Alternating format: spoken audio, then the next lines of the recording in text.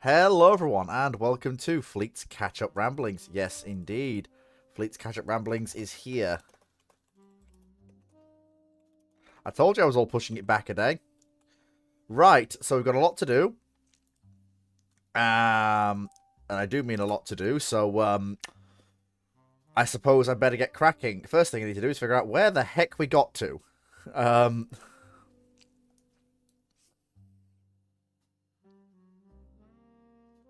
Right, so where did we get to? Okie dokie. So, we got to there, and we got to there. And we got to there. Right, okay. Fleet knows where he is now. So, without further ado, let's keep cracking on through. Amber Wellesley, Insanity 2, asks from Discord, which captain would you like to serve under in Star Trek? Well, hang on. We did this one already. It's Picard. Yeah, well, I'm fairly certain we did this one. I am 99... Yeah, we did that one. We did, in fact, do that one.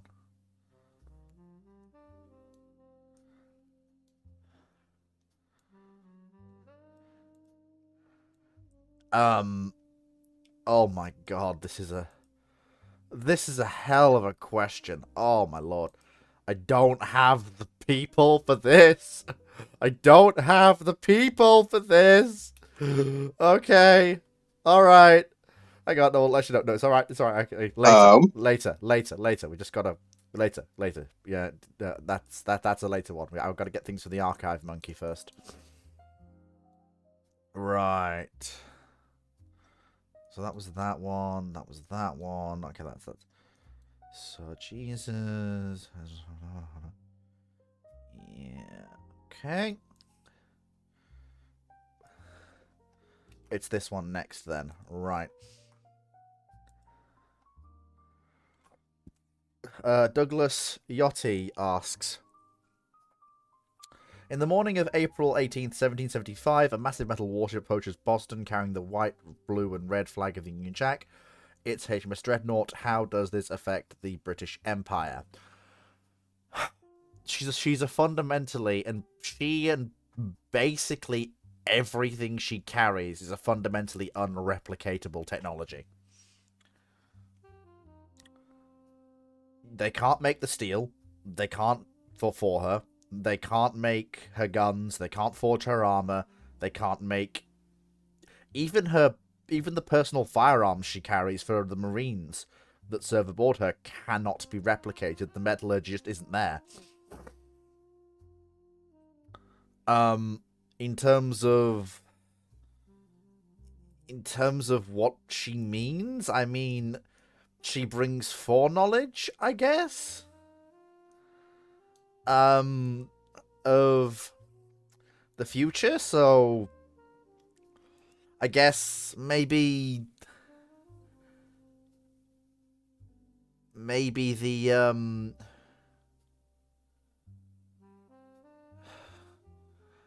the problem is the question, like the outcome is possible to know, like if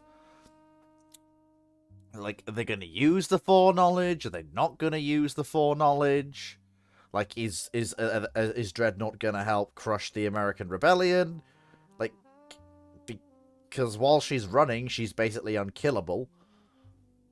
While there's coal to keep her bunkers stocked, and while her turbines still function to a basic degree, and she still has ammunition for her guns, even her 3-inch anti-torpedo boat weapons, she's still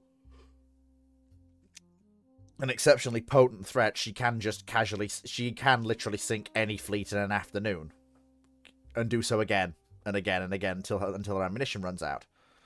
But again, at that point, you've diverged the timeline so much that we're well into the realms of conjecture, and it's just me and Dragon. I would need a full panel's worth of people to even begin to go beyond basically saying she completely messes up the period from 1775 to 1780, and anything beyond that, I'm just sat there going, I have no fucking idea what will happen.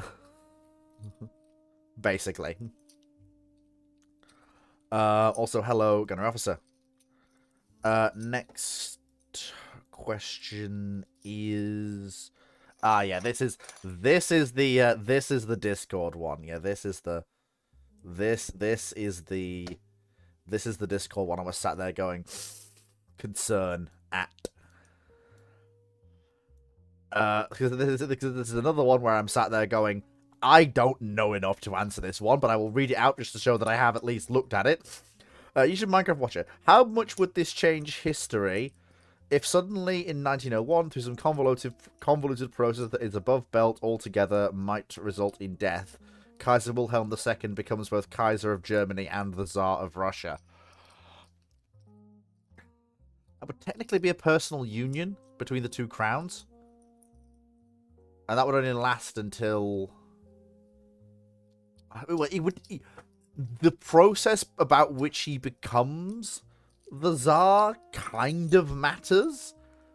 Because if we don't know how he becomes Tsar, I don't know how strong his claim to the throne is, whether it's a dynastic claim or a claim through right of conquest, if it's a personal union, if it's a one person with two crowns that's not a personal union, as did sometimes happen in history. I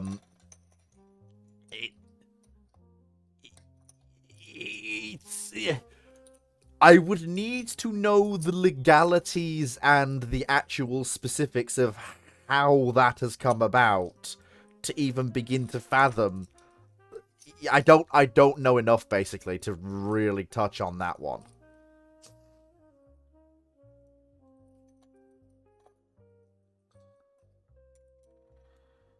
Uh...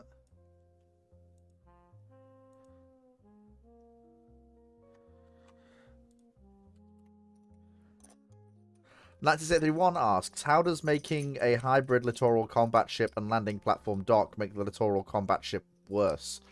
I mean, since it's a concept I've never heard of, and don't really have anything, even frame of reference for how that would look and what its mission profile would be, I can't really comment. In theory, that would give you... If you're bulking it out to make it a landing platform dock that's also a littoral combat ship, aka a ship to fight in the littoral, a littoral landing platform dock, you basically have got a self-contained moving armed base from which a platoon or company or possibly even brigade-sized... No, not brigade-sized. Which a company-sized force can conduct landing operations. It might be bad as a littoral combat ship, but it's a really neat idea for, like, patrolling a flooded area, like, you know, the Mekong Delta. I think that's a great idea. Like, a mobile base with a company of troops, basic levels of firepower in all areas for dealing with ships, subsurface, and air targets. Yeah, that's a great idea. Like, maybe it's suck as a littoral combat ship. It's a great moving base for securing coastal area. That's a great idea.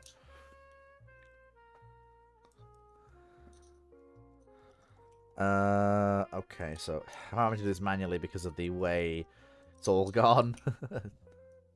So we did that one. Oh boy, Dragon, I'm gonna need you for this one. Oh wait, no I don't. I just realized how broken this is. I just realized what he said. Okay. Brandon Larson asks, what if a 40k strong Crusader army was teleported to the time of the Roman Empire and fought 3 full-strength legions? Who would have won? The 40k Crusader army with contemptuous ease? It's not even funny. It's like a strong crusade is a force to conquer sectors in 40k. Like... I think your reading comprehension might be a little off there. What if a 40k strong Crusader army was teleported to the time of the Roman Empire and fought 3 full-strength legions? Yes. Try and read that a different way. What if a 40k strong Crusader army was teleported to the time of the Roman Empire and fought 3 full-strength legions? Who would have won? What am I missing? 40k strong, as in 40,000 men, I assume. Oh... Right. Because you're right. Your first interpretation is entirely right. But that's why I don't think this is. Which is why I don't think that's the 40k question. braid. I'm so 40k braid. Oh, if you've got a 40,000, if you've got a force of 40,000 Crusaders fighting 3 full-strength legions, the Crusaders will win. I know the legions are many things, but the Crusaders are an entirely different level of technology. Like, this is not... Yes, it's mostly melee. It's not even just technology. Like, armored cavalry... 3 full-strength legions is only 18,000 men. Yeah, there's that as well. But also, armored cavalry? Like, armored cavalry is just game over for Roman legions in the time at the height of the Roman Empire. That's just something they just don't. It's not. But they have and do counter cavalry frequently. Your cavalry, but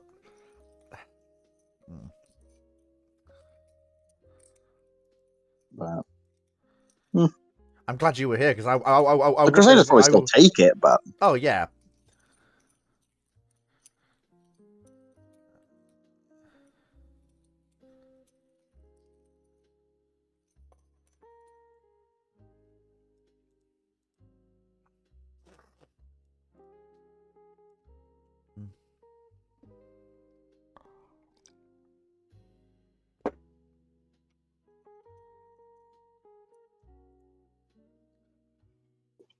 Okay.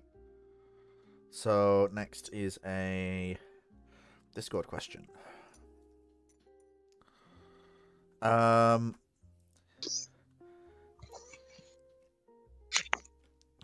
go. YouTube question. Knight6831. If the Invincible CVL had been 3 for the British, 1 for Australia, 2 for Chile, we don't know where they're getting the money for that, 2 for Germany, I don't know why Germany needs a pair of carriers, 2 for Portugal, I definitely don't know why Portugal needs a pair of carriers, and 1 for Japan as a helicopter carrier, so everyone else gets Harriers, but the Japanese don't? Okay. Interesting. But alright. Does that provide enough building to keep UK carrier building alive? UK carrier building didn't die, Knight. Ever. The long lead plans for what would become the Queen Elizabeth were taking shape in the 90s. It was a very long-term procurement that led to the QEs. Don't forget when they were actually laid down. Like they were laid down. Well, laid down's the wrong word because they weren't built in the traditional way. But, you know, they were started in the mid-2000s, I think, if I'm remembering correctly. And for them to get to that point, the design brief must have been issued in the 90s. Yeah, then for them to be started in 2009, given the chronic procurement, there must have been plans in place to procure them long before contracts were actually issued, and a need for an Invincible replacement thought of.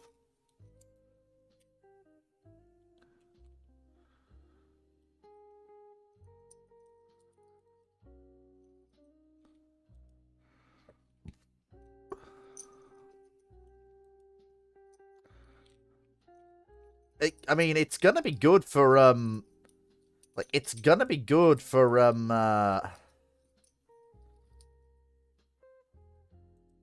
what's the word?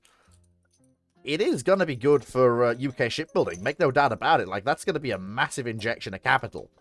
Like, well, 3, 1, so 6, 8, 10, 11. Yeah, 11 Invincibles being built? Yeah, that's a massive injection of capital into UK shipbuilding. And that makes, ironically enough, that makes the Invincibles as common around the world as Nimitz-class carriers are. Even if they are spread out amongst operators. Okay, the Australians I get. Australia having 1, I get. Chile buying 2, I'm sat there scratching my head going, why does Chile need a carrier when the rest of their neighbors are divesting themselves of their carriers? And why do they need 2? Germany, I don't think they could afford to. Yeah, well, there's that as well. Germany absolutely doesn't need nor want two invincible class light carriers. Just they don't. That's not what the German Navy does. They have much more important things to spend their money on. Yeah, two for Portugal.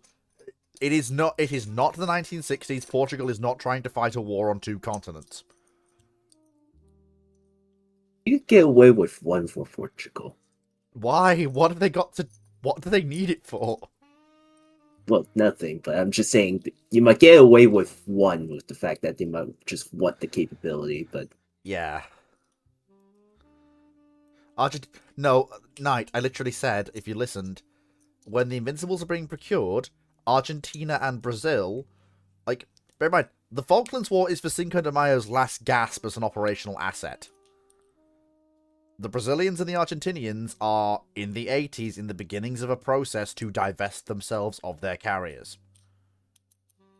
Brazil does get a replacement for its carrier, but Argentina does not.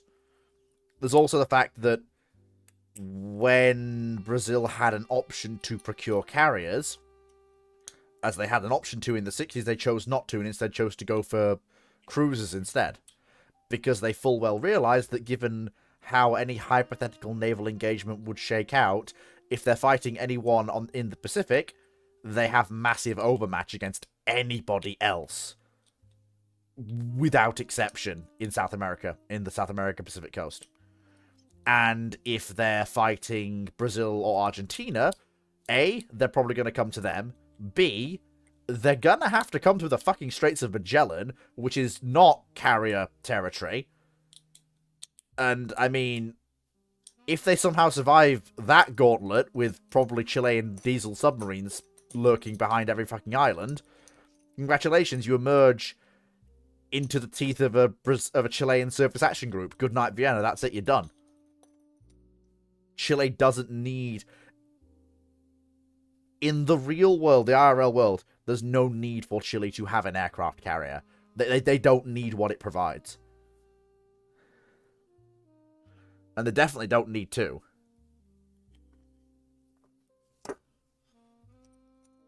I mean, it doesn't, like I say, Knight, even if the Chileans have never needed an aircraft carrier anyway, it doesn't matter. They don't want or need one. Their primary adversaries on land. Yeah, and their primary naval adversaries, as I've said, can be dealt with in the way I've discussed it. And if they're fighting anyone who isn't their primary two adversaries, then they have massive overmatch and they win.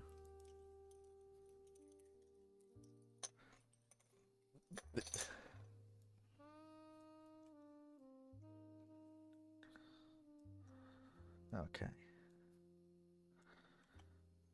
Right. What if in 1909...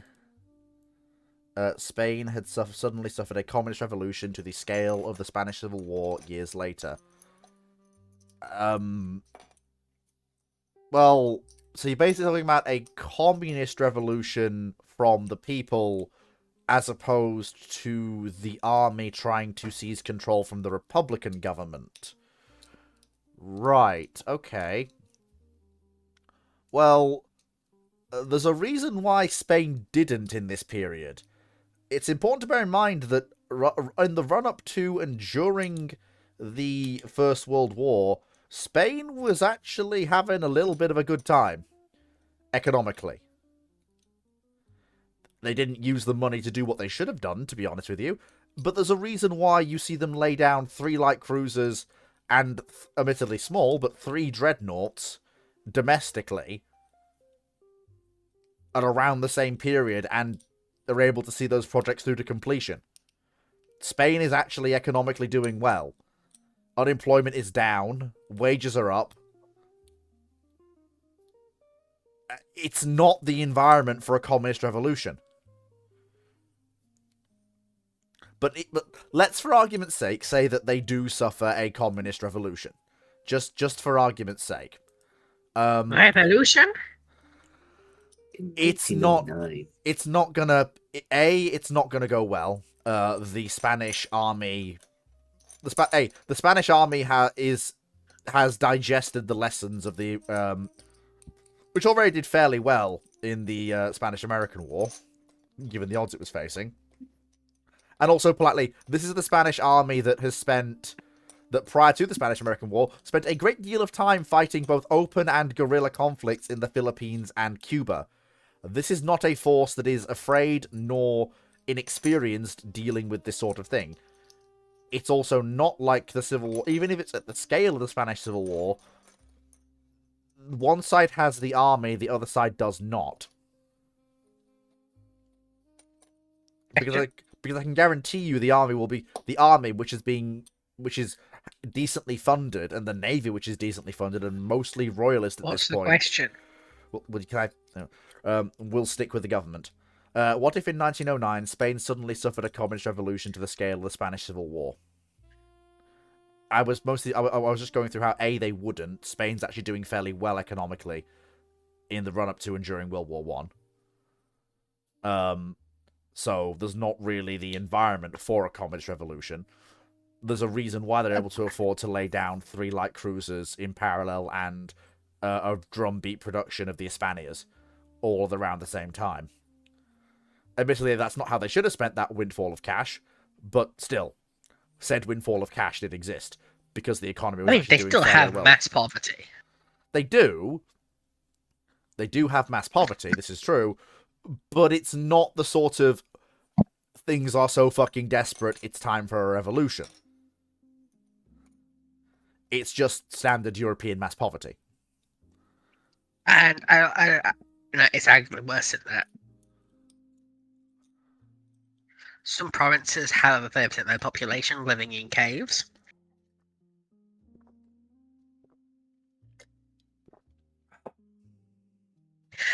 Not be me being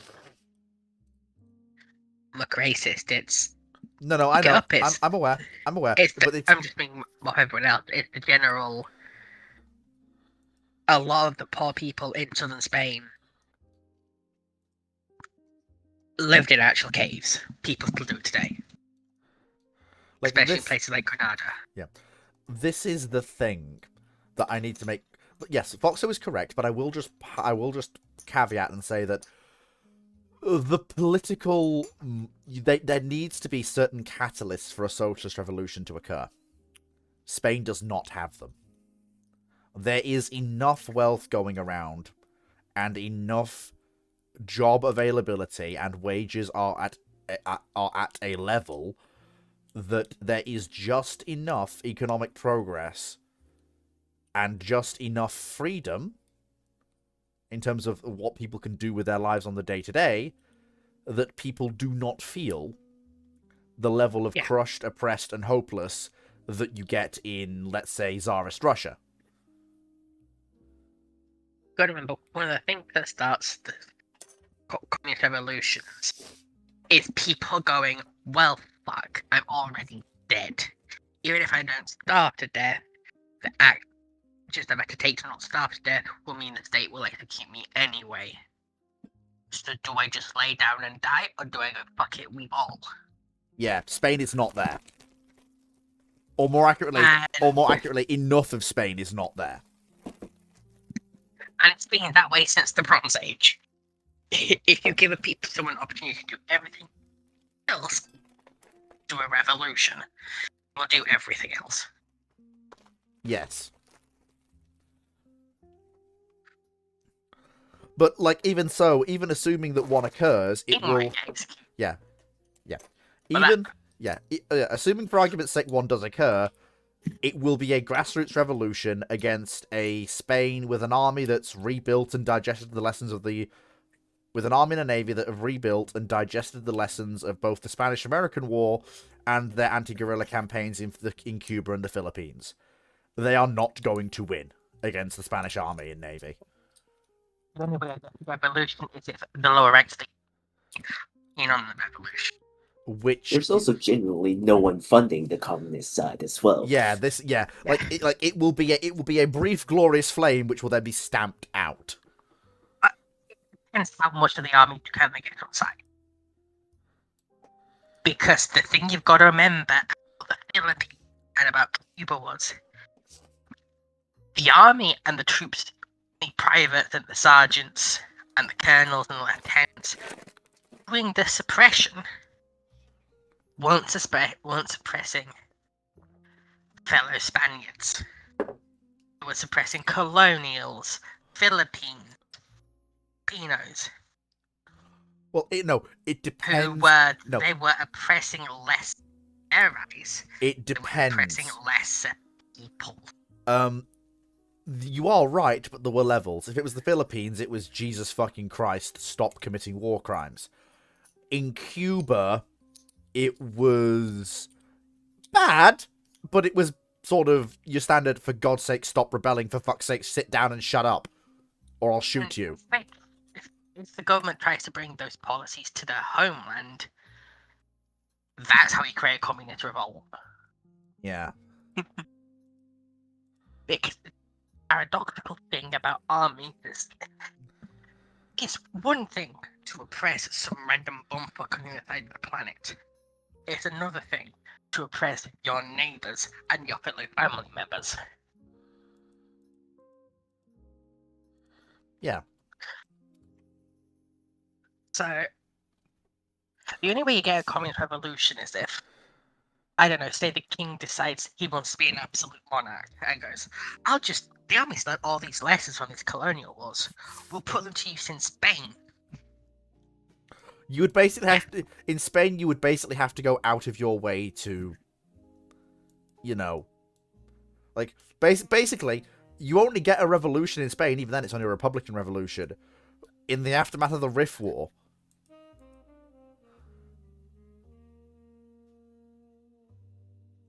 Competence. Exactly. When basically the Spanish lose confidence in their constitutional monarchy and remove it. So that it gets taken over by a bunch of incompetent fucks and nepotism. Yeah. It's becoming. Because if you think nepotism in modern America or America in this time period, it's bad. Yeah, it's. Check out the neo-feudal feudal shit show that is the ruling class in Spain. It's really funny because Alfonso II is sat there going, "For fuck's sake, will you people please fucking stop?" But he has no power. It's weird. He's the one sane man in the Spanish government, and he's sitting there watching it all go to shit. He's like, "For fuck's sake, will you all sit down and fucking be competent? Why can't you be normal?" The Spanish ruling nobility are acting like it's the 16th century in the 20th.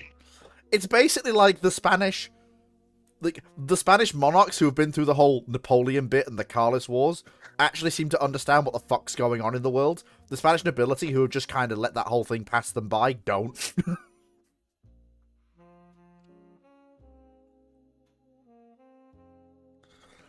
Anyway, YouTube Minecraft Watcher asks, what if suddenly on December 7th of this year, all the ships in Pearl Harbor before the attack appear in harbor today? They will appear in harbor, but not where they are near existing ships. And well, if they're just the ships, the US has just gained a ton more museum ships. I mean, they're definitely going to park the intact Arizona next to the wrecked Arizona, because that's just, I mean, they are going to fucking do that. Enterprise is gonna, well, no, Enterprise wasn't in Pearl Harbor. I mean, they can't preserve all the ships. They're gonna have to cherry pick. But there's also the fact that Funny Orange Man might want to try and keep some of them around as combat assets, particularly the battleships. Because battleships. Nah.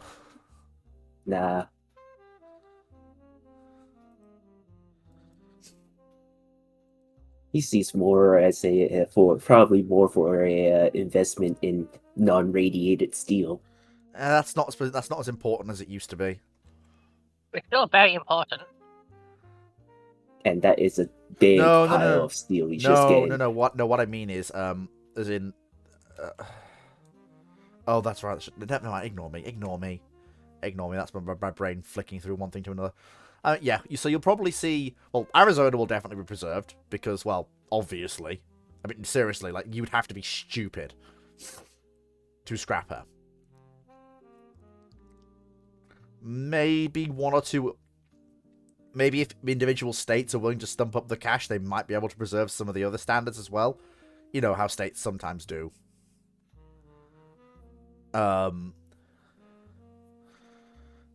In regards to anything else, destroyers and such, there might be a Clemson preserved because Clemson swarm funny. The Elko PT boats that were in Pearl Harbor will probably be sold off to private collectors. Since it's just a big motorboat, you can take the guns and weapons off and just motorboat. Yay. And as for some of the cruisers, they'd be really... As for some of the larger cruisers, you could, with relatively little cost, have a solution to one of the US's current problems. You could get a... Oh, no, you couldn't. They don't have just the deck space needed. Never mind. There were no US carriers in port at the time. Because that would be the next thing. I was going to say, if you get Lexington and Saratoga, they'd be ideal for conversion into... I don't even know, they're 10 years, 15 years old. At that point. So they'd already be life used.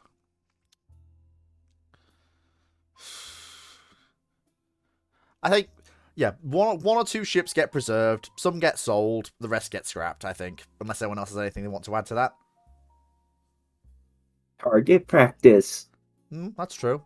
Maybe we can finally end the fucking missiles versus armor debate by forcing all the fucking modern battleship aboos to watch as a fucking harpoon with a basic warhead goes straight through the belt armor of a fucking standard class battleship and sends it to the bottom. And then we can finally put that whole fucking debate to bed.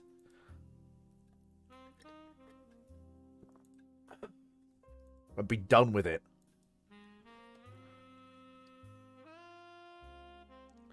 Anyway, YouTube Minecraft Watcher was really active on both YouTube and Discord this time, so YouTube Minecraft Watcher.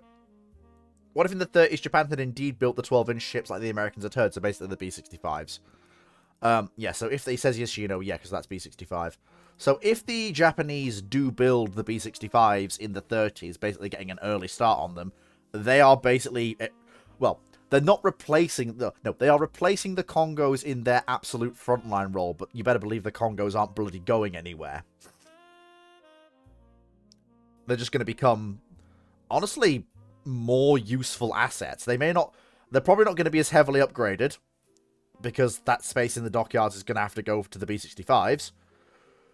But that is going to mean that the IJN is going to have 8 capital ships that they're willing to use.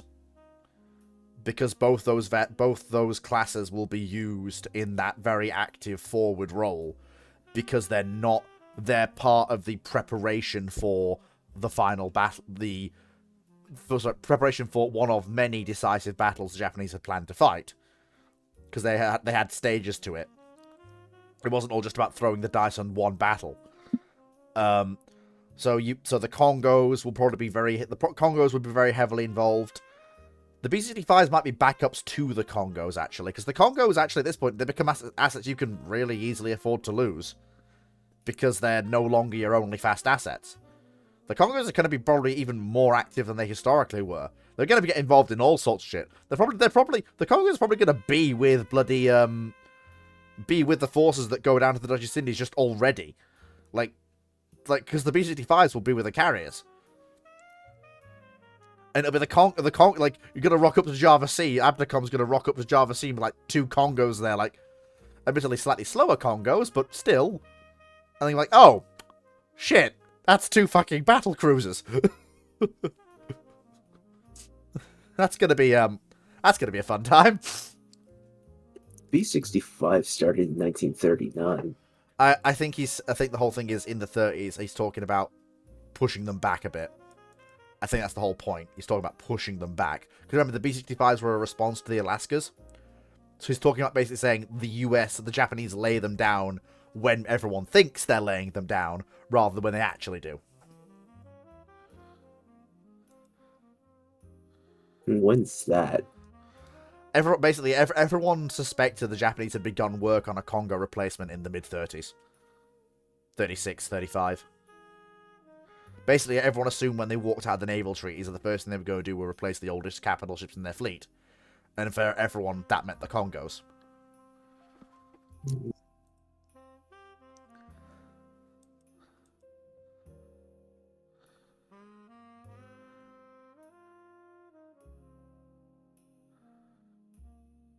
Well, not that it really matters. By 36, pretty much all the Congos were done with their refits. Well, in that case, then we get the refitted Congos and the B-65s, which is just... That's innate capital ship force the IJN is willing to use in open frontline conflict. It does mean, though, you're probably trading the shipyard from one of the light carrier construction. If the Japanese are willing to spend the money, like, bear in mind, if they're willing to spend... Bear in mind, the problem with the Japanese wasn't dockyard space. They have the dockyard space. Like, me and Dr. Clark and Alex found this out in Japan. They had a lot more dockyard space than everyone gave them credit for. They just were not willing to stump up the cash sometimes, especially pre-war, to make use of it. No, that's not what Clark said. That's literally what he said to me on a boat in Kure Harbor. That's not what he said when he asked this question yesterday. Well, what did he say yesterday, then? And they had the slipways, but they lacked the industrial capacity to do more. Especially for the high complexity components, like turbines. So yes, they could have laid down more ships, but the ships would take... All the ships and construction would have taken longer to make. It would take... If they're willing to accept a lower speed on some of their light carriers, they could... It's one of those things where I'm sat there going, there are options, there are ways they can do it. But it's going to be, yeah, Fox is right, there's going to be compromise. I'm just trying to figure out which carriers is in the yard from 36. Because it's Hiri and Soyu, but I presume they would not No. cancel those. No, absolutely not. Remember, it's not about cancelling ships, it's about what are we going to delay to get things like the turbines Well, on, yeah, I on the know. plate.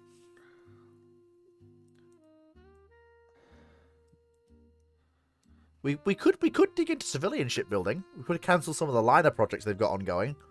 In particular, some of the ones that are designed to be converted into carriers.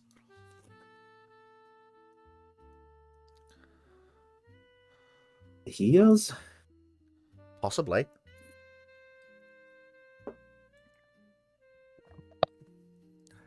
No, those started building much later in like 38. Yeah, so by that point, You're looking at compromising the fleet carriers, aren't you, at that point? Not sure.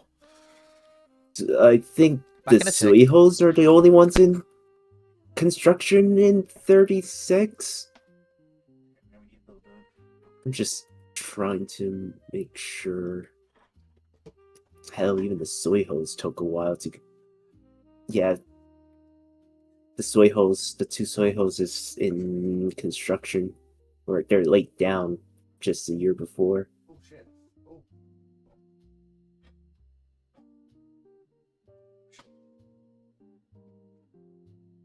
I mean, are the Tones in construction at the time?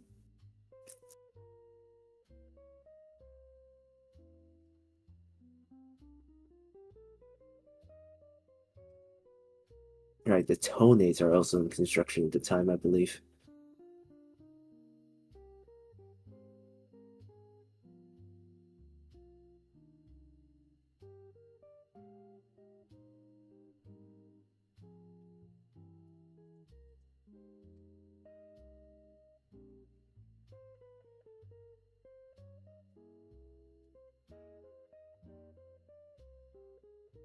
I mean, if that's the case, if it was me, I'd probably push back the Tones.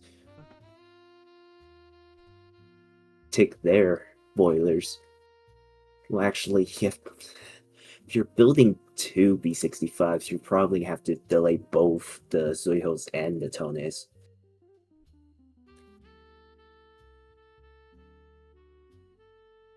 for the 30,000 ton stuff.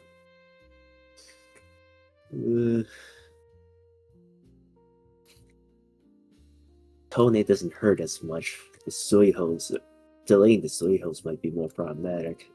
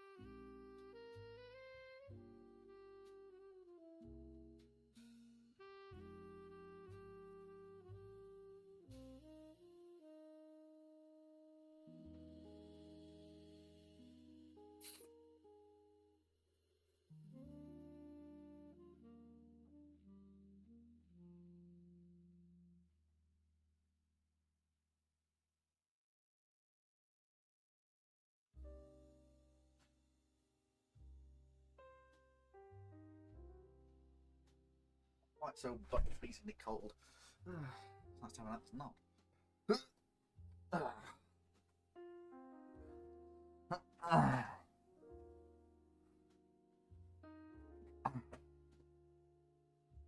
Right.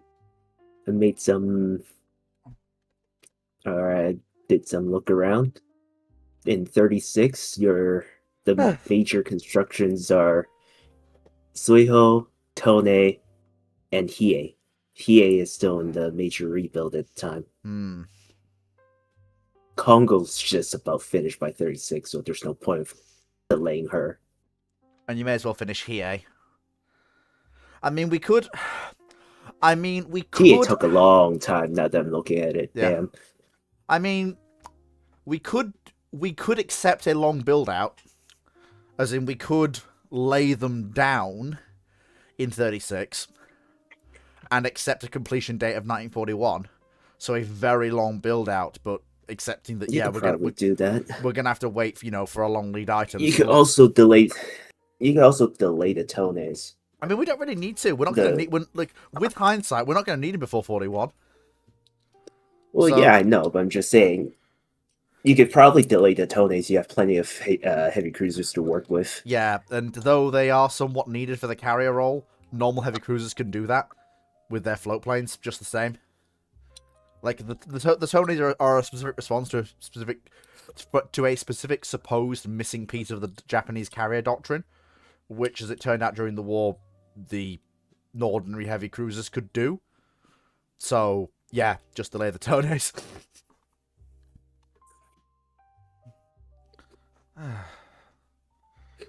But yeah, so like I say, you'll have 8 fast capital ships, 4 that can do about 28 to 30 knots if they're on a good day, and 4 that are pushing 32 to 33, possibly even faster. Oh wait, you're planning to build 4? That's the plan. Okay. Like I said, this is why I said 40 to 1 build out. First pair from delaying the Tones, second pair from, just from probably delaying the Hios. Because that gives you 8. Because that, again, Congo replacement. So you need 4 for 4.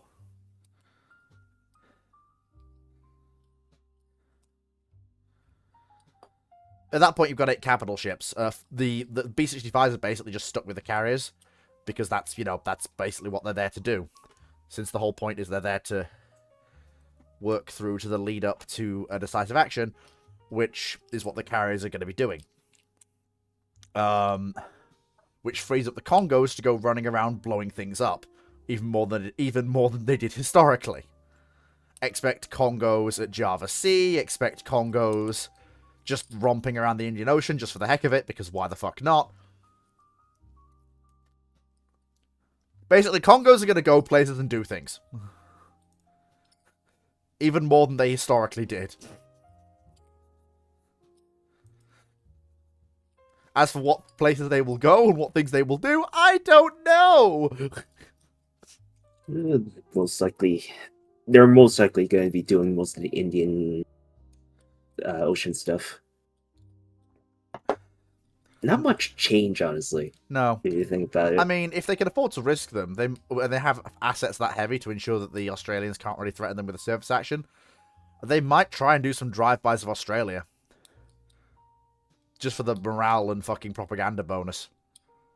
Mm, The Australians don't have the land-based anti-shipping capability that in the early part of the war. It's fairly safe for a pair of Congos surrounded by a task force to go in, blow some shit up on the shoreline, and then go away laughing hysterically. I mean, to be fair, yeah. If they're wacky, instead of was it Cruiser Division 6 in Rabaul, they just end up putting all 4 Congos there. Yeah, like all 4 Congos in Rabaul, and then first Savo is like 2 to 3 Congos leading. Oh my god, that's just. Oh my god, that's just with a force that strong. The Admiral's gonna go. Yeah, I'm fucking killing everything. I'm fucking killing everything. Well, With that it's sort of more a force, question. the British and the Americans don't come out. Yo, yeah, you just don't get Guadalcanal unless they don't know the Congos are there. But if they do, they're just gonna like. They don't know the Congos are there. They would If the definitely know the Congos, Congos if the there. Congos are free floating, you probably don't get forces of suiciding. Yeah, because it's like. And you get KGV going Doomslayer against the Congos. Yeah, because this is the thing. Yeah. You basically can't do Guadalcanal in the way Guadalcanal was historically, because the 4 Congos are just around. That they can be sent wherever the Japanese need capital ship firepower they can afford But to if lose. the Japanese start fucking with Australia, the KGV and Repulse go to Australia, and then I mean, Prince of Wales are repulse. Prince of Wales and Repulse, sorry. Prince of Wales then can body them 2-1. Yeah, the problem is there are 4 of them. Yeah, And whilst you can take 2, Renown can't take 2. Repulse can do a 1-on-1. Yes, there are 4 of them. Which means Yeah, so one. they're not all 4 going to be together. Depends on the situation.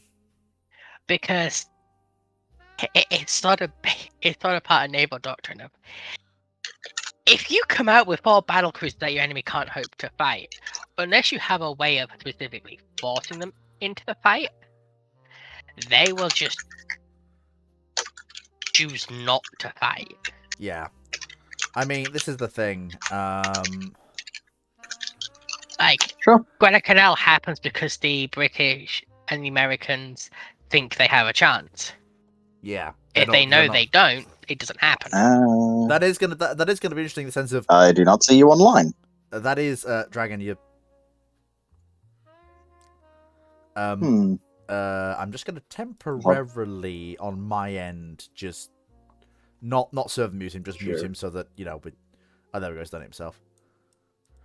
But yeah, I mean that is going to lead to the fact that Henderson Field, which will probably not be called Henderson Field because it's Japanese, becomes operational in Japanese hands, which pushes their air umbrella even further south. So that's interesting. Oh, no. I mean, if the Congos are free floating, and you've got Henderson Field, I would be really surprised if they don't make another crack at Port Moresby. I would be very surprised if they didn't take another crack at Port Moresby with the Congos as heavy cover. Oh, they won't. Why not? Because they'll get Coral Seed. Why? Because at that point you've got Lexington and Saratoga around. You've got the American carriers around. No, you've put 4 capital ships in a really exposed position. No, I said 4. No, I said another crack at Port Moresby. AKA. Yeah, you've made perfect fleet carrier bait. Yes, but another crack at Port Moresby would. When I said another crack, I meant another crack, not. No, Coral Sea happened as historical, basically. Yeah. Because in this situation, the Congos were in the Indian Ocean at the time. Yeah, but that's perfect aircraft, that's perfect fleet carrier bait if they try it again. Well, that's true. Except if you're going to Port Moresby, you've also got the issue of Port Moresby has been significantly reinforced. I mean, that is true. But let's not. That is true, but let's not forget there's a lot more Japanese land-based aviation in theatre now as well, since they do also have Yeah, Henderson Field as well operational. And we know what trouble that caused for the IJN when yeah, that was in but US you're hands. close enough to being. Port Moresby is close enough to be within air defence range of Australia and Darwin. A lot of aircraft were based out of Darwin that I think there's gonna be. did air defence over. Yeah. To be fair, I wouldn't try a Curl C #2, especially that is still after Midway. You're working with a pair of Shokakus. Yeah, That's like this is the thing. Like, yes, the US could come for another Coral Sea, and they could try it. But this is the point I'm making. That is the sort of thing where the Japanese will go, okay, we use the Congos as bait, we try and take Port Moresby. If the US comes out to attack us, we've got the Shikakus ready. That would be to them a decisive, a chance for a decisive engagement. I don't think the US would be doing that, honestly. No, they wouldn't. But even if the US doesn't come out, then the Japanese get another chance to try and lock down the New Guinea campaign and sort that out. Yeah, I disagree. I think your idea of the Allies not pushing for Guadalcanal is stupid. But where are they going? They are going to do it. Even they're going to have to be a lot more aggressive with their carrier usage. I'm honestly guessing they might actually launch an aerial raid to suppress Rabaul before landing in Guadalcanal. Yeah, they could do that. Or alternatively, they could wait for North Carolina and Washington to come to work up, and at that point, I would give them. I would prolong the stay of USS Robin. Well, you've got on par fleet carriers. Oh no, it's not even that. I mean, I think if you work up North Carolina and Washington, and 4C will probably still be around because that is part of the the whole Pacific deterrent for the deterrent / force for the US. What do you mean? Why would it? I mean, Repulse is probably still around. Prince of Wales. Okay, no. Okay, why are we assuming Force would be sent to Australia instead of Singapore? Basically because if you've got the 4 Congos just around with the various cruiser groups that we historically associate with leading Japanese invasion fleets,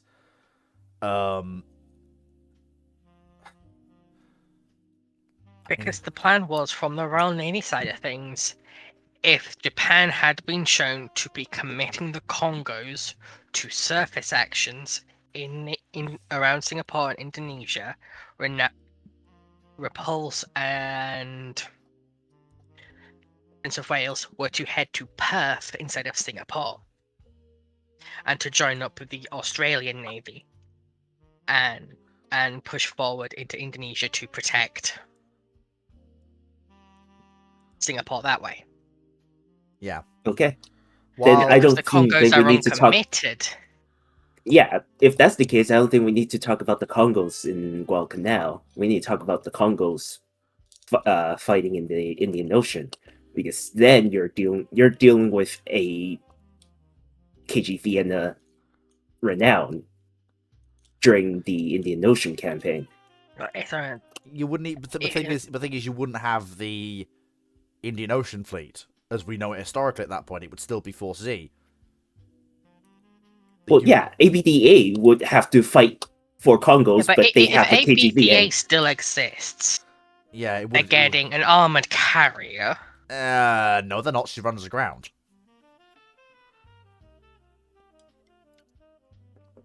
Remember, 4C was supposed to have a carrier. She ran aground. I'm talking by the time the Indian Ocean raids are happening. Well, I feel like we've. Because a part of the reason warriors don't get left in the Far East is because there isn't the force structure there to protect them out of Australia and Sri Lanka. If you have Prince of Wales and Repulse still around, suddenly you do leave a carrier there. because Okay. you've got the surface assets to protect it. Okay, let's roll this all the way back. December 7th, the attack goes on. ABDA command establishes. Where do they stage out of? In this case, it would be Surabaya. Perth, right? Maybe Perth. No, it would be It will be Surabaya. Perth. It would be Surabaya at first, same as historical. Surabaya then Perth. Yeah. Well, the thing is, if they can hold Surabaya, Surabaya is the much better base. It's got the dry docks to host anything that the Allies can realistically base there. So then the question would be, can ABDA keep Surabaya? If Prince of Wales and Repulse arrive to Surabaya and join up with ABDA command, They can't hold Surabaya. oh yeah, the Japanese landings are just gonna sweep. Because remember, what's often not talked about is the fact that part of the reason Surabaya and a lot of the Dutch East Indies fell is because of a native revolt. The bloody traitors. The Indonesians decided they didn't like being oppressed by the Dutch. So they Which is decided. fair enough, So they given what the decided Dutch to were join. doing there. So they decided to join the fascists instead, and the The government. grass of is today, greener on the other side. I don't give a shit. I will never forgive them for that. It's more the fact that. Have you actually read about what the East Indies was doing to the local populace? It was a colonial shithole. I am aware. That doesn't mean that you join the Yeah. fucking fascists to fucking get a better deal. Put it this way, it was on a similar level to the Belgian Congo.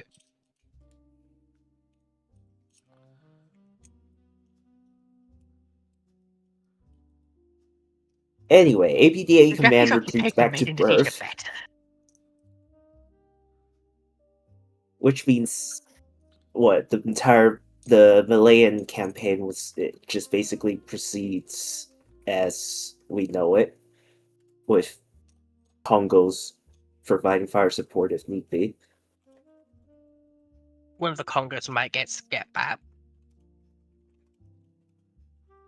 Damage is bound to happen in a war, but it's just mostly a question of what happens Right. next. It's more, if the Japanese are able to bring 4 Congos against Singapore, they're probably not going to settle into the siege of Singapore. They're going to try and take it quickly before the British can destroy everything of use in Singapore, which the British, because of the siege, historically did. But that puts... Historically, those 15-inch batteries at Singapore were only carrying armor-piercing rounds. Yeah. 15-inch armor-piercing will fuck up a Congo. Yeah. It doesn't have to hit. The coastal defense is definitely a threat to the Congos. Mm-hmm.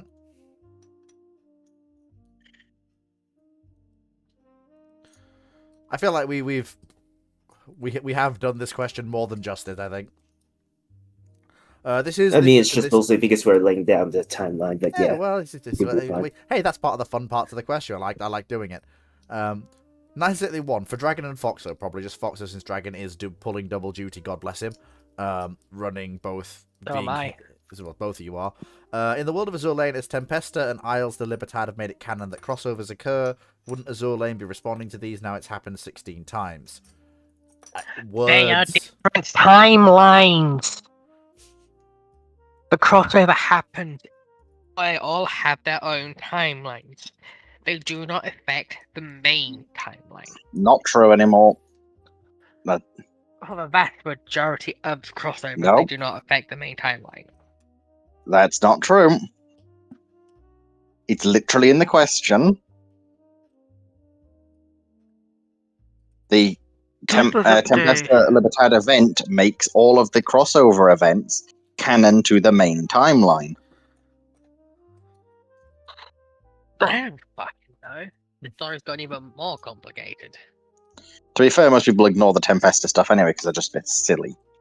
It's silly and it's stupid. Right, stop that. It's silly. Please shut up. I couldn't resist making the Monty Python joke. It's an excuse to get some rather risque Victorian stuff in game. But You mean to be blunt? You mean it lets them get the tentacles in? yes. Oy vey. But why even ask these questions at this point?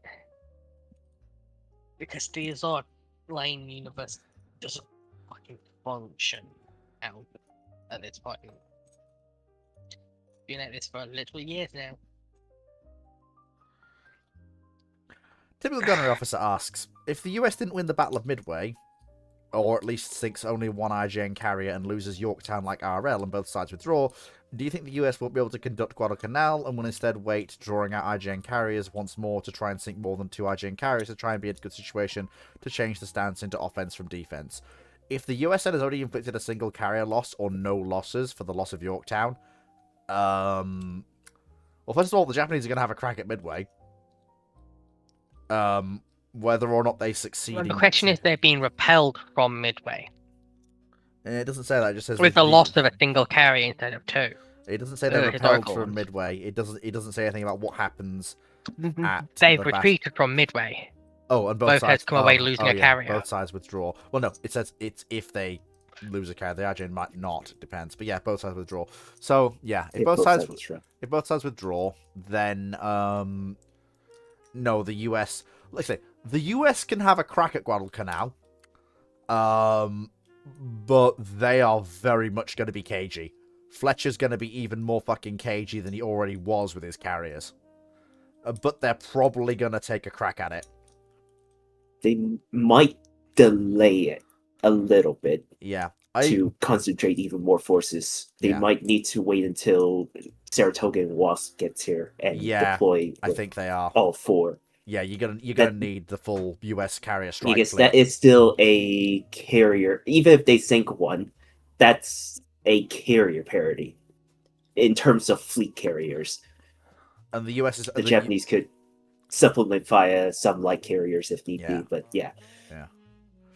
Although this is of course, we also don't know the air group damage or any sort of. This is a little bit out there. We also don't know what kind of damage the Japanese may have received instead of sunk. Yeah. Like, who knows? Maybe instead of sunk, the 4 basically was just they float. They could get back, but they're not operating as carriers for a little bit until they get repaired. Then Guadalcanal is historical because you've just got Shikaku and Zuikaku knocking around. Exactly. So there's a little bit of leeway in terms of how what sort of difficulty you want to give the US. But if you're saying like the Japanese took basically 0 damage, 0 losses, so they have all 6 that still works, that still could operate towards the Solomon Island region, then obviously the US is going to be like, well, shit. They still have to pull Guadalcanal off somehow, but they're going to have to do it with just the 4 carriers they have. Obviously, a good reorganization of the Air Force and the Americans being willing to adopt B fighter. Yeah. But the issue is that beyond Midway, when they're trying to get close to Australia, they've got to deal with the B fighters and the B forts. And high-speed twin-engine torpedo bombers. Yeah.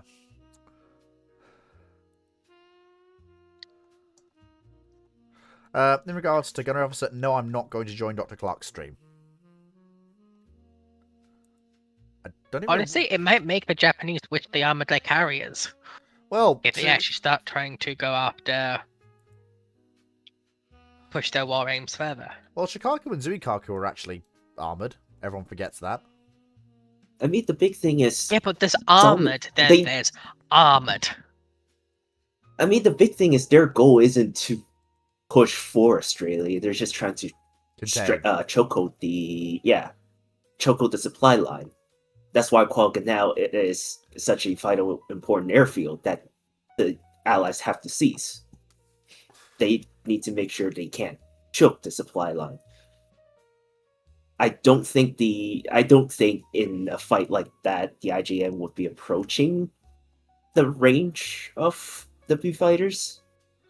It's most likely going to be a second. If you go after Port Moresby, they will be in range.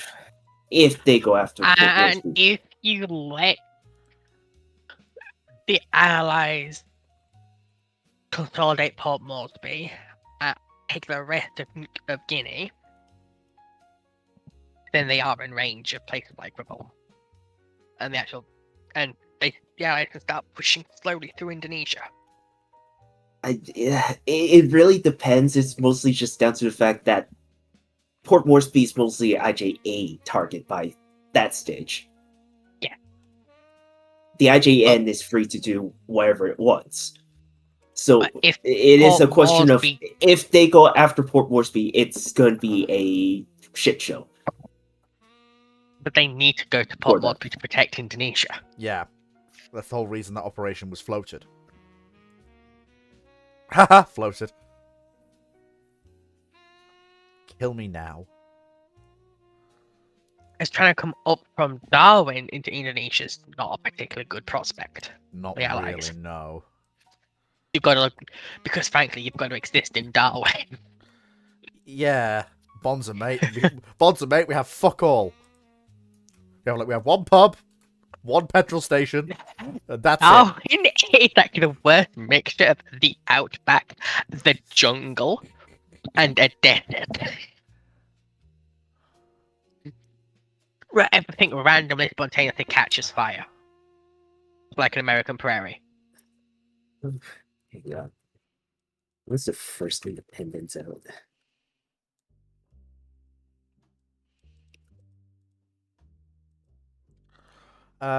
Bone Mill Boy, what if the Suez Peninsula ceases to exist in the year 1800? Ignore the oceanographic, climatological, and geographic effects. So, I guess, basically we go from the Suez Peninsula having always existed to it never having existed. Basically, that's the kind of magical Q finger snap we're doing. Okay. It sank. Okay. Okay. So, Right, here's the question.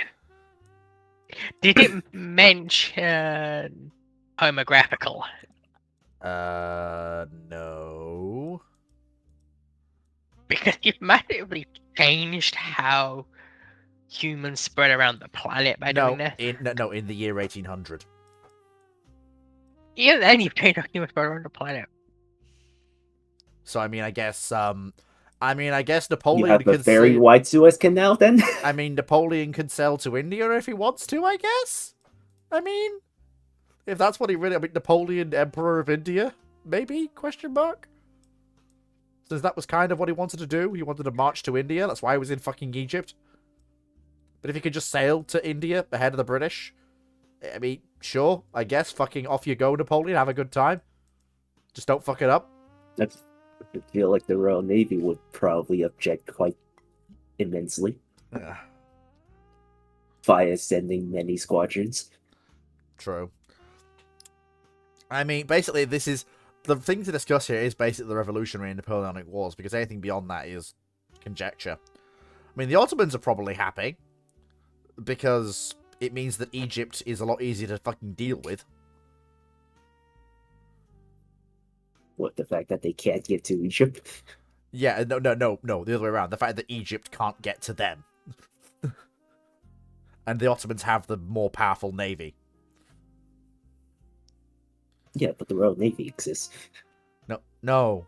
Yes. No, that's not what I'm talking about, Moe. I'm talking about the fact that the Ottomans and Egypt kept shooting at each other, despite the fact the Egyptians were an Ottoman vassal for like 60 to 70 years of the 19th century.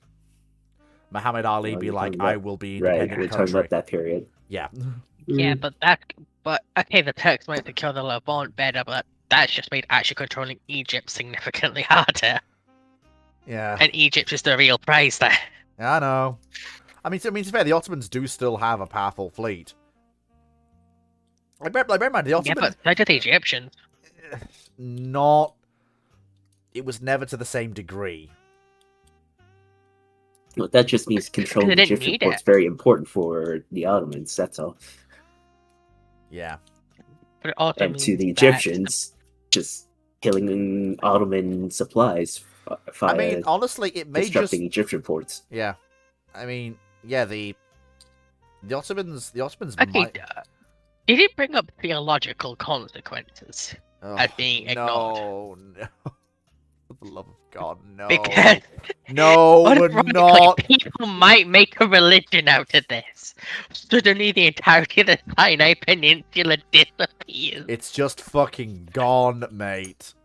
Remember, a region of Mesopotamia is believed to be the origin of the Noah's Ark myth.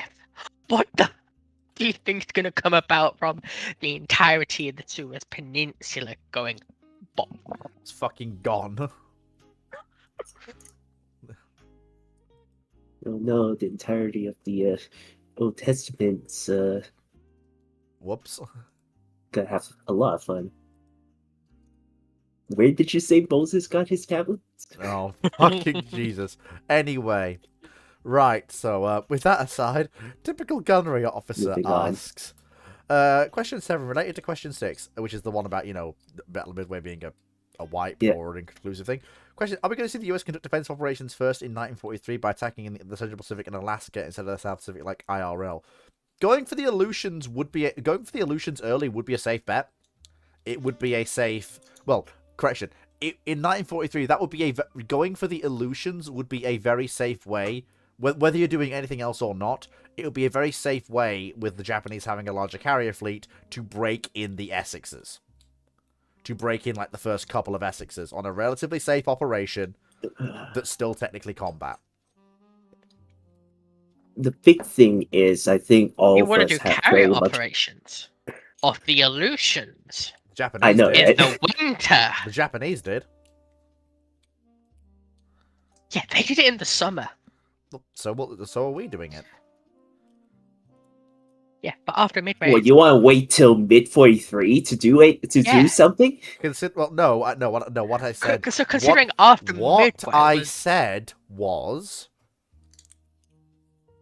if independently of anything else, going after the Aleutians is a good way to break in the first of the Essexes. The first of the Essexes do not arrive properly in terms of more than one until 1943.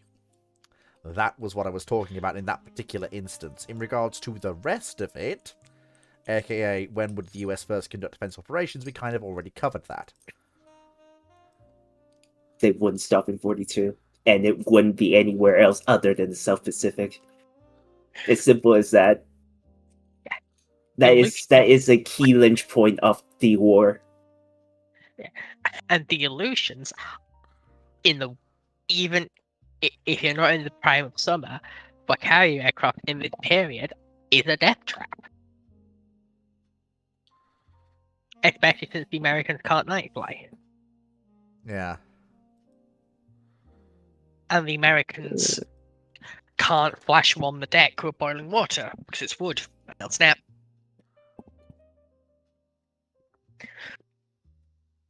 So they can't pull an armored carrier and fuck up the deck with steam.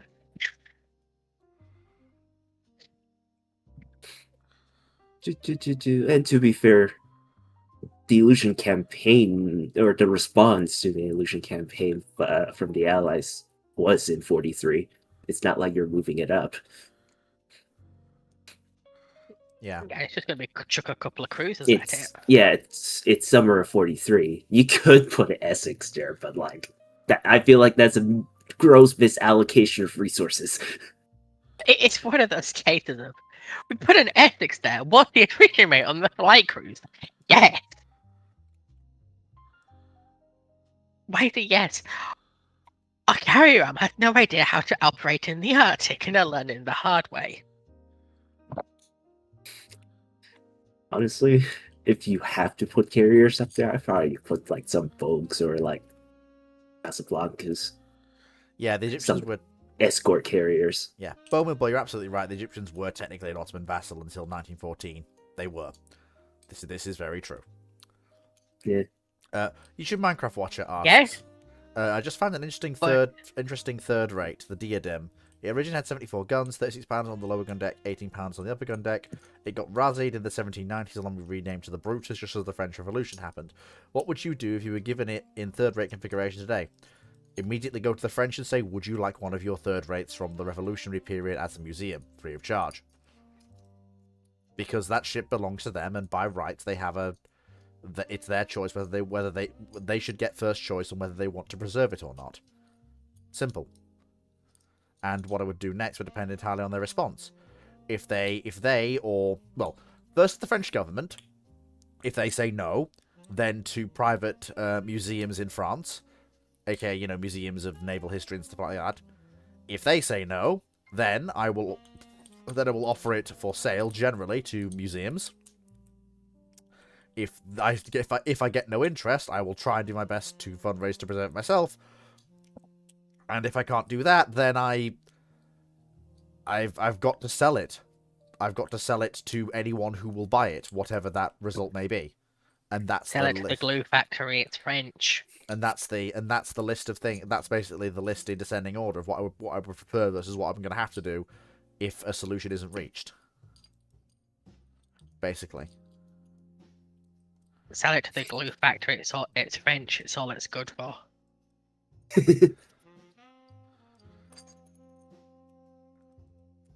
Typical gunnery officer asks, Question 8. Why did they cancel the AH-66 Comanche? Do you think they need the Comanche now since stealth could help the role as either a recon or attack helicopter? God, I wish I had fucking Cyclic here right now. He would fucking know what the shit is going on with fucking Comanche. So, Comanche cancelled because of infighting and massive cost overrun. Is it needed now? Not particularly. Also, as being a stealth helicopter doesn't give you the same loss protection it gives you as a stealth aircraft. A stealth aircraft. Honestly, it was anemically armed, anemically ranged. Yeah, it was honestly kind of so crap. was early Apache. No, it wasn't. Yeah, it was. Yeah, it was. Early Apache could rock up with 2 Hydra rocket pods and fucking 8 Hellfire, plus its chain gun. No, when it first came out, it could do one of those.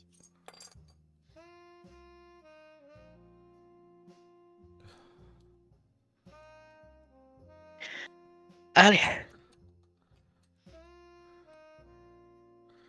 Wow, we're actually getting through the questions. Shit. Down. I will just... The Comanche would be useful, but it's one of those. You need... What capability does this give you exactly? It doesn't provide anything that much more compared to an Apache, to be fair. Because a lot of SHORAD is visual-based detection, and stuff like laser sighting, for stuff like shulkers. And a shulker doing optical sighting and laser sighting isn't going to give a shit that your radar stealthed. All observable. It'll go, ooh, object. But And then pretty much your stealth has to be compromised if you want to carry an equivalent amount, a near equivalent amount to what the Apache could carry. Yeah. Where is Cyclic, Wellesley? He's doing... Sorry, gunner officer. Where is Cyclic? I don't know. He's doing stuff. I don't know. Who knows? Yeah, who knows? He's doing things he needs to do. That's just... I don't keep track on people's personal lives and movements. I am not that much of a control freak. And honestly, to be fair, I'm fairly sure the biggest problem with the Comanche is the fact that it was $7 billion. Yeah, that kind of... Like, fucking Little Bird, let's go. Fucking just mad lads in... It was $7 billion post-Soviet collapse. That is definitely something the US is like, won't be in Rush Hour. I think we need to stop this now. Yeah, he won't be in Rush Hour 3. the project was only supposed to cost to get to production $2.2 billion. He won't be in Rush Hour 3.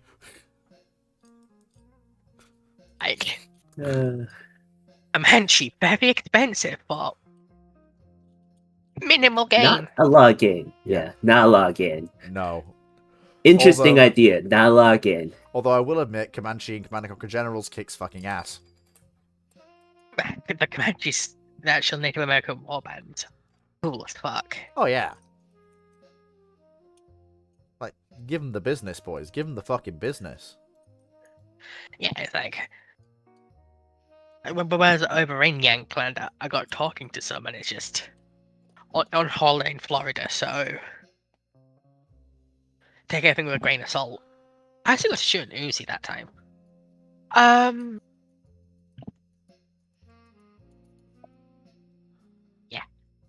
But yeah, so next Chill question. as fuck, people. Next question. Admiral Wellesley, Insanity Duo. This is one for the Foxo because she is the resident gun nut. Thoughts on point 280 British? 280 British. Point 280 British. Why?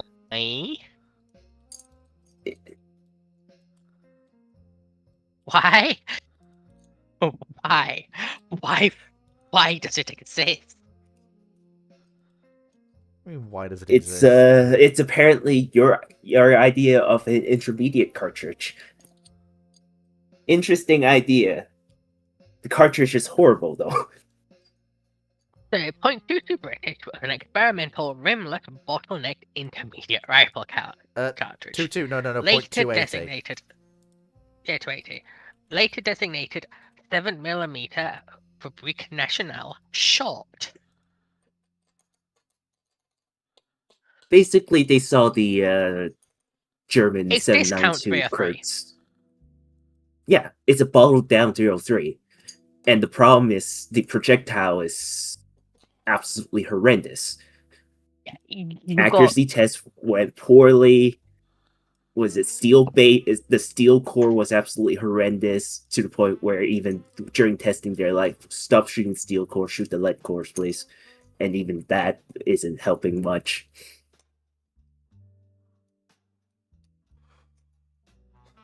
And part of the reason it was so accurate was because it had a very high muzzle velocity. Yeah. It had armor piercing capability equivalent to a 303. But there is such thing as too fast when it comes to bullet. Yes. When you're putting that much back pressure onto a projectile, that light is going to, Yeah. no amount of rifling could correct the speed of direction. imbalance It was of wobbling. propellant. They found that if you'd put the full 18-inch barrel on, the wobble would have corrected. 18-inch barrel, though, that's long. That's Yeah. not that long. 18-inch barrel's not that long. Not for that era. Not for this era, but for an intermediate cartridge, it's pretty long. And In the British modern just era, went- yes. The British just sort of went, okay, but with the Royal Armouries and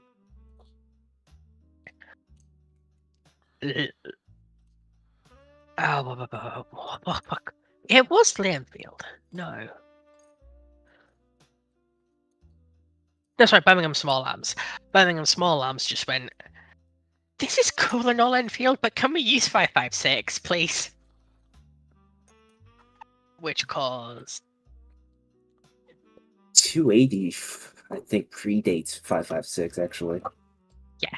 well, sure. No, 280 is 1945. God damn. Yeah, well, Somebody I told you, look, the British really wanted to switch over intermediate, like a lot of other people did. Blame the US. I'm looking at the 6.25, which is what the British, which is what Birmingham Small Arms wanted to go over to. And yeah, it was the shit round. It's So not all the that negatives. good. I've looked through the next questions, by the way. Yes. And we have answered all of them before. Yeah, it sounds about right. So, what I'm going to do is since we have a little bit of time, I don't want to finish quite yet. I know, shocking, Fleet not disappearing when all the questions are answered. But we're going to have a little bit of discussion. I just got to correct. Typical Rover, sir. 280 Remington is a different round to 280 British. Yeah.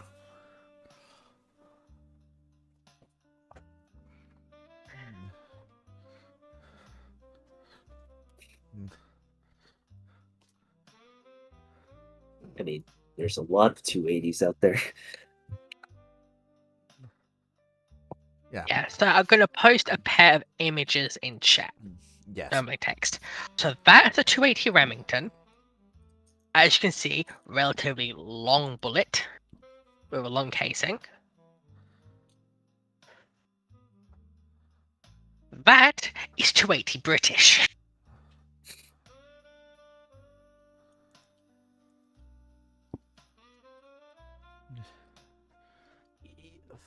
I just fucking. Can we not make nice things? I mean, okay, we do. Okay, Eurofighter, nice thing. Tornado, nice thing. QE class carriers, nice things. Invincible carriers, nice things. But why? You When know it the comes worst part? So that round at the lower part has a higher chamber pressure than the Remington above it. that doesn't surprise me in the slightest. So, look, the big thing about the 280 is that if Britain did adopt it, a lot of refinement is going to come further down the road, mostly because this is a cartridge size that the British have never used before, and two, this is a rimless cartridge that the British have never used before. There's a lot of things that the British needs to learn out of this cartridge, mostly because of their insistent on 303 after World War One, which I understand why, but the British want to get off 303. Yeah, they wanted to get off 303 for a long time. They wanted 6.25 by 71. They weren't able to get 6.25 by 71. The government wasn't willing to spend the money on the in 30s for the semi-automatic rifle it was for. Yeah. Which basically fucked over the British Army. Yep. Hey, if you have semi-automatically Enfield style rifles in a slightly more refined cartridge that's not rimmed,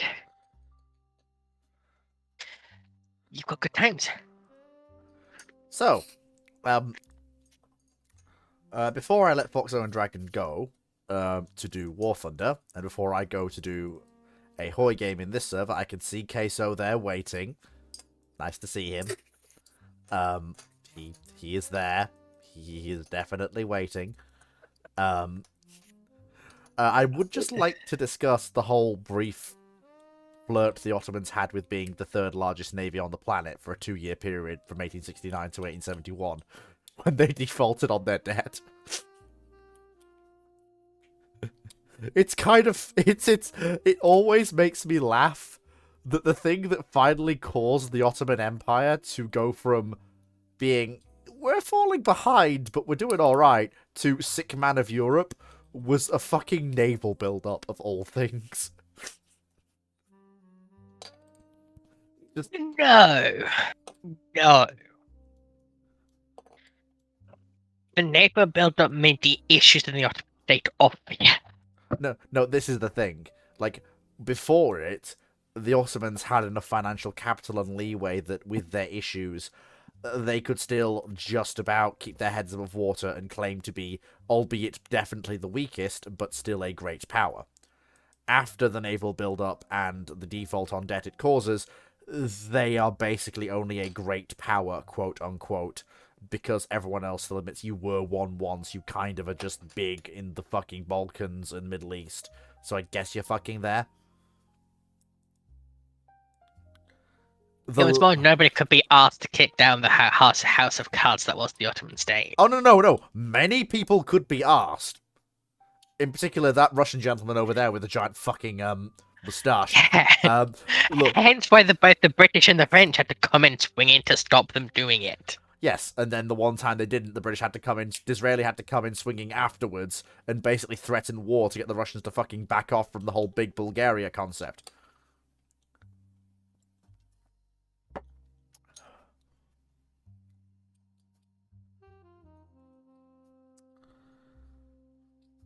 Yeah. Ottoman Empire. But the Turks had the issue that they were basically a feudal empire Yeah, the Ottomans. in the 1900s. And also, they had a brief thing up until about 1848 where every time a sultan... There were like 4 sultans in the period 1800 to 1848 who tried to modernize the state, bring in some form of legislature, even if it was one under the sultan's thumb, but just something to modernize the fucking empire and, limit the power of people who shouldn't have that much power in a modern state, like the Janissaries. And every single fucking time, they got removed. It's almost like getting up your only loyal armed forces. It's not really a good idea. They had to be got rid of. It was just... The Janissaries had to be gotten rid of. It just took far longer than it should and far longer than it could have for the Ottoman Empire to survive. Like I say, the Turks like stealing boys. Well, by that point, the Janissary Corps was a upper class and slash feudal nobility slash. It was weird. Yeah, but their positions were non-inheritable, and they still doing the whole Darimi tax for non-Christians. Yeah. So for non-Muslims, which meant basically Christians. Yeah. Because the Jews had an exemption. Really? Under Ottoman law, I thought they did. They had to pay. I think the. No, so Darimi is you are allowed to keep your religion in return you pay a significantly higher tax rate. Yeah.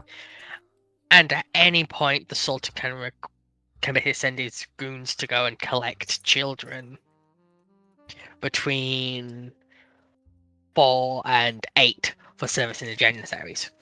The Ottoman Empire. The Jewish minorities weren't immune from it, but they were so small they weren't affected by it. Yeah. Because why go to the effort of getting a single Jewish person when you can just get the 13,000 Bulgarian child?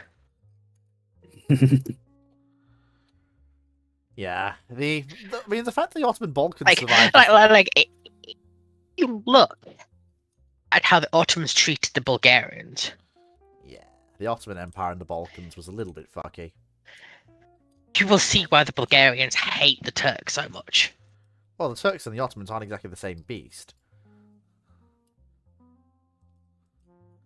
To be fair, it's not just the Bulgarians. That's a distinction that matters when people that look like Turks, speak like Turks, have the same religion as Turks, and run a Turkish empire aren't coming to take your kids away.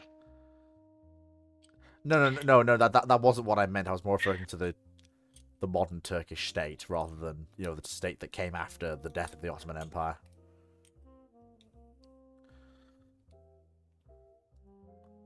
Speaking of the modern Turkish state, I'm currently having a interesting dilemma in terms of what's happening here in Japan. Oh. Eh?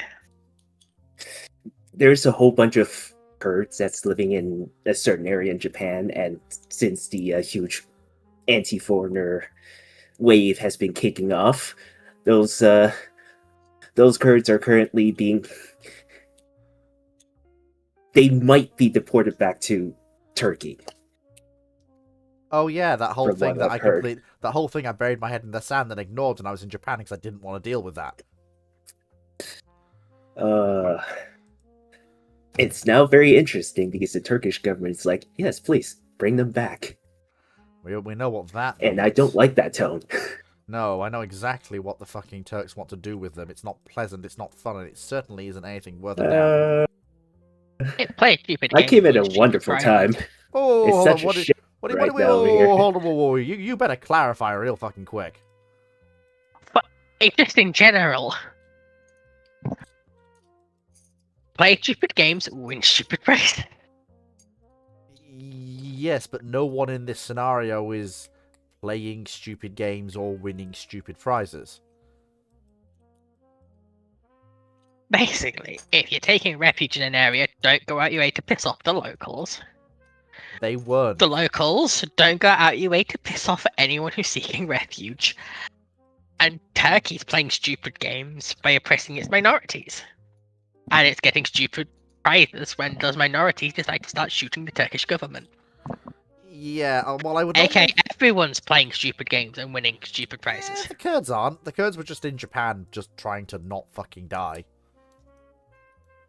They weren't actively trying to convert Japan to be Kurdish. They're just falling victim to a No, backlash. they're to not. other The entire things. situation is that they were political refugees, Yeah, yeah, Foxo, like that but kind of. they're now being just deported back because Herder. It's not good. It's not good. Unhappy noises. It's But- not. This is As just I'm aware, one foreigners of in the. Japan have been Yes. playing stupid games. A lot of them recently. Like, not the Kurds, just foreigners in general. Well, yeah, it's foreigners After in that general. It's the whole- Kurds just catching a crossfire because Yeah. they've been living here for a little bit and they haven't been really causing problems. They've They been- just got caught in the crossfire. It sort of came to a head with, was it Johnny Somali or something? Hmm? The whole anti-foreigner Sorry. thing sort of came to a head with stuff with people like Johnny Somali. Oh god, not Well, that prick. That's one. Look, that's one of the reasons, but Yeah, to be fair- he's also the largest prick within a 500-mile radius, so don't worry, he's not getting out that Korean jail for a long time. thank God for that. Hopefully, Any certain... updates on that? Well, hopefully the next update we get is a obituary, but you never know. It's the only thing I know is that one charge has been dropped. It's still 26 charges though, and he's probably looking at enough years where it's practically life Life imprisonment. Damn, Jesus, well deserved. It's a lot. He's dealing with a lot, and he's outright just he's not helping himself in any way, shape, or form. That's last I know.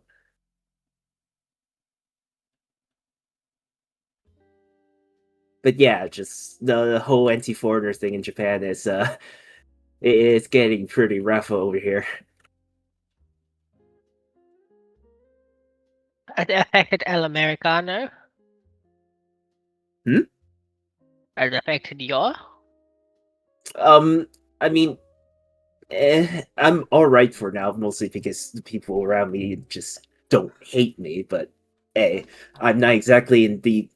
I'm not exactly the best. I don't have the best ethnicity to continue my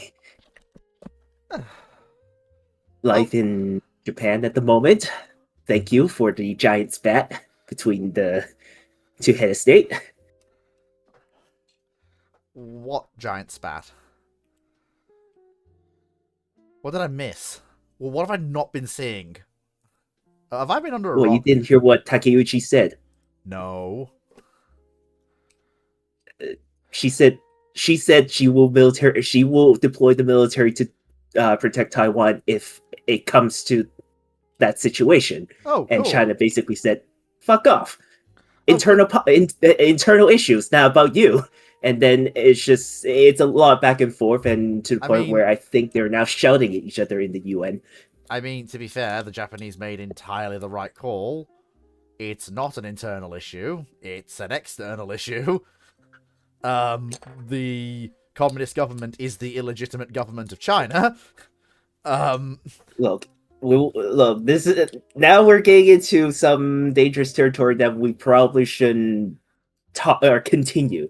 This is not a topic we should continue because it is extremely current It is current, but it's and fine. may or may not lead down to some pretty dangerous rabbit hole. As in the truth of the fact that the Republic of China is the legitimate government and the communist Chinese are not. That one? Why is that so controversial to I mean- say? It's true. It's not controversial. If you know your history, That's you know fine. that's the fucking No, truth that's of the matter. fine. No, that's fine. Feel free. It's not I it's would not my like to channel. point I out have to to the deal with. government of the People's Republic of China that they do not, in fact, hold this view. It is purely the view of fleet emotions.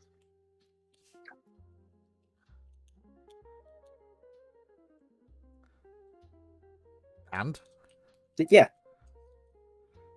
Anyway, it's just What's the Chinese version the of the situation KGB is in hold? a escalatory state, so that's why I don't want to comment too much.